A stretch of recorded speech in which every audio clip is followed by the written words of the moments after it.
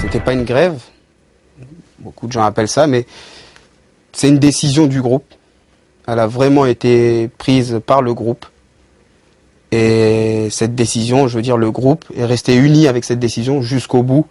Parce qu'on entend des soi-disant certains joueurs voulaient descendre, mais ça, je vous le dis, ça fait très très mal encore plus, puisque c'est n'importe quoi.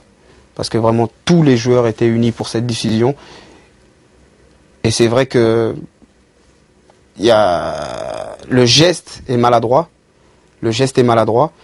Et on l'a senti, on va dire, après que c'était une grave erreur. Mais est-ce que cette grève, ou cette mutinerie, je ne sais pas comment l'appeler, est née d'une frustration dans la façon de gérer le groupe de Raymond Domenech avec l'exclusion de Nicolas Anelka pour détonateur? Je pense que c'était un SOS, parce qu'on était quand même enfermés, on réalisait pas ce qu'on faisait, puisqu'on était coupé du monde réel, on était dans une bulle. Donc on a fait cette décision, pour nous qui pensaient être la bonne. Et oui, je pense que c'est d'une frustration de tout ce qui se passait.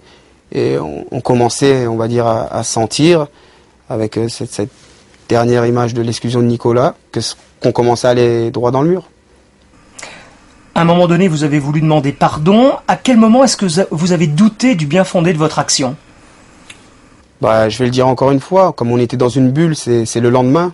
Quand il y a plusieurs personnes qui nous ont dit ce qu'on avait fait, les gens, comment on réagit. Donc c'est plutôt quand on a vu l'impact social de notre geste qu'on a commencé à réaliser le besoin de s'excuser. Le besoin de s'excuser, mais sincèrement, puisque là on commençait à revenir à la réalité.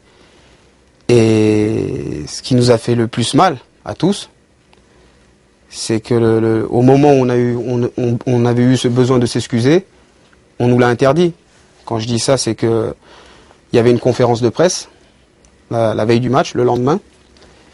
Et en tant que capitaine, je devais aller à cette conférence, puisque je l'ai fait avant chaque veille de match.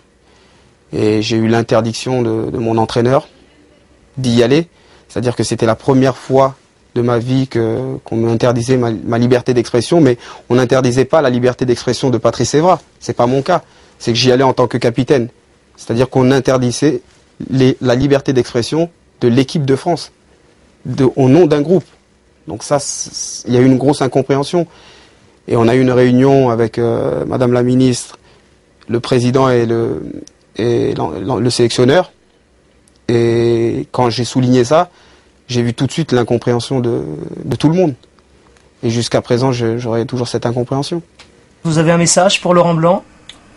Je pense qu'il aura un groupe uni.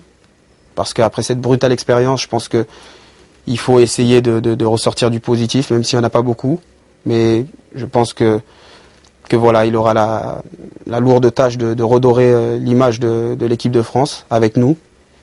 Et voilà, ça sera difficile, mais je suis vraiment confiant pour l'avenir de l'équipe de France.